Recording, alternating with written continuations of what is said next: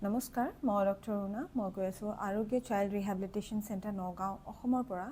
আজি এই ভিডিঅ'টোত আপোনালোকৰ লগত মই চৰ্চা কৰিব বিচাৰো মাস্কুলাৰ ডিষ্ট্ৰফি বিষয়ে মাস্কুলাৰ ডিষ্ট্ৰফি কি হয় তাৰ লগতে ট্ৰিটমেন্ট কি আছে মাস্কুলাৰ ডিষ্ট্ৰফিৰ স্পেশালি মাস্কুলাৰ ডিষ্ট্ৰফি মানে হৈছে বিশেষকৈ শিশুটিসকলৰ মাংসপেশীবোৰৰ জোৰ কমি আহে আৰু তেওঁলোকৰ দিনচৰীয়া কামখিনি কৰিবলৈও সহায় লাগা হয় আগলে গৈ আৰু স্পেশালি মাংসপেশীবোৰ কমজোৰি হৈ যায় ট্ৰিটমেন্ট হিচাপে ইয়াত দুটাই ট্ৰিটমেন্ট আছে medicines and exercises physiotherapy and rehabilitation মেডিসিনৰ ভিতৰত বিশেষকৈ দিয়া হয় শিশুসকলক হয় ষ্টেৰয়েড আৰু প্ৰগ্ৰেছন অফ ডিজিজটো কম হওক মানে ডিজিজটো অতি সোনকালে আগবাঢ়ি নাযাওক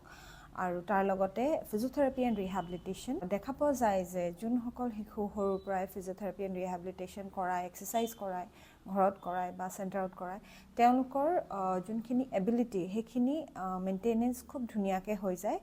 আৰু শিশুজন খোজকাঢ়িবলৈ পৰা হৈ থাকে এতিয়াও আমাৰ ওচৰত আহি আছে আমাৰ চেণ্টাৰত এৰাউণ্ড 15-16 বছৰৰ শিশু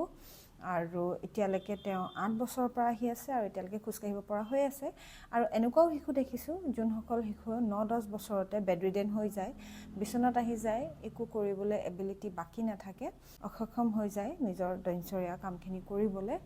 এই ভিডিঅ'টোৰ জৰিয়তে মই অকল এটাই এৱেৰনেছ মাস্কুলাৰ ডিষ্ট্ৰফি বিষয়ে দিব বিচাৰোঁ যে শিশু এজন আমাৰ চেণ্টাৰত মাস্কুলাৰ ডিষ্ট্ৰফি বিভিন্ন ষ্টেজত আহিছে আৰু দেখা পোৱা গৈছে যোনসকল শিশু বিলো 9 ইয়াৰ্ছত আহিছে আৰু যোনসকল শিশু ভালকে এবিলিটি এৰাউণ্ড খোজকাঢ়িব পৰা হৈ আছে আৰু তেওঁলোকৰ বিলো 9 ইয়াৰ্ছ তেওঁলোকৰ ধুনীয়াকৈ জোৰ মেইনটেনেন্স হৈ যায় দিনচৰীয়া কামখিনি কৰাৰো ইম্প্ৰুভমেণ্ট দেখা পোৱা যায় কিন্তু যোনসকল শিশুৰ তেওঁলোকে বেডৰিডেন হৈ যায় তেওঁলোকে খোজকাঢ়িব নোৱাৰা হয় আৰু খোজকাঢ়িব নোৱাৰাও নিয়েৰ এবাউট 1 বছৰ হৈ গ'ল তেওঁলোক বিচনাত আছে তেনেকুৱা শিশুসকলৰ আকৌ থিয় কৰাই দিয়াটো খুবেই অসুবিধা মই সেই মাতৃপিতৃসকলক এই কথাটোকে ক'ব বিচাৰোঁ যে যদিহে আপোনালোকৰ ঘৰত বা ৰিলেটিভৰ মাজত মাস্কুলাৰ ডিষ্ট্ৰফি হোৱা কোনোবা শিশুসকল আছে তেওঁলোকক আজিয়েই ফিজিওথেৰাপি এণ্ড ৰিহেবিলিটেশ্যন আৰম্ভ কৰিব কওক যদিহে নাই কৰা তেতিয়া তেওঁলোকে হ'ব পাৰে বহুতখিনি বয়সৰলৈকে নিজৰ খোজকাঢ়িব পৰা আৰু নিজৰ কামখিনি কৰি থাকিব পৰা হৈ থাকিব কাৰণ মাস্কুলাৰ ডিষ্ট্ৰফিত আগলৈ গৈ শিশু এজন বেডৰিডেন হৈ যায় হুইলচেয়াৰ বাউণ্ড হৈ যায় সো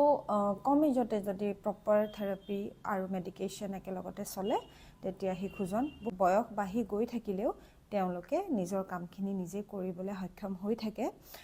সো আশা কৰিলোঁ আজিৰ এই ভিডিঅ'টো মাস্কুলাৰ ডিষ্ট্ৰফি বিষয়ে